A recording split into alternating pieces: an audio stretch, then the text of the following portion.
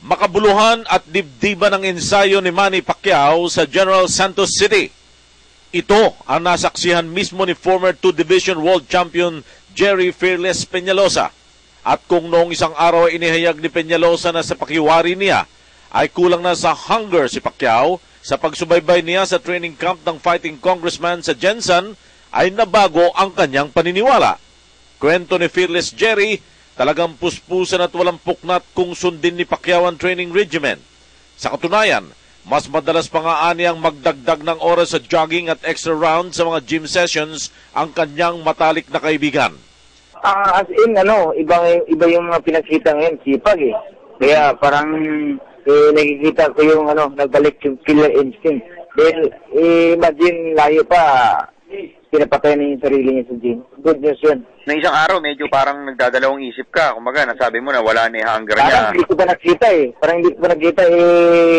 Nung nakita ko at ibig sa mga tinatanungan ko sa mga team, talagang siya mismo ang nagpursige na talagang maaga magising. Siya ba mas nauna nagdihis. So parang may gustong ipatunayan. Inilahad rin ni Peñalosa na naikwento sa kanya ng Team Pacquiao ang ilan sa mga taktikang gagamitin sa fourth battle kontra Juan Manuel Marquez. Kilala sa kanyang technical skills at patient attack noong kanyang kapanahunan, si Peñalosa ang masasabing may pinakamalapit na estilo kay Marquez sa lahat ng mga Pinoy fighters. At nang hingan namin siya ng tip, walang gatol na sinabi ng 36-year-old San Carlos City Pride na maibalik lamang ang dating tapang at apoy sa puso ni Pacman, tiyak na may kalalagyan si Dinamita. Dapat hindi mawala yung killer instinct. Dapat ibalik yung hungry. I-continue yung ginagawa niya ngayon, iba. Mabalik yung dating Manny Pacquiao. Hindi lang talawin si Marquez, kundi pabasakin. So nakikita ko parang very aggressive.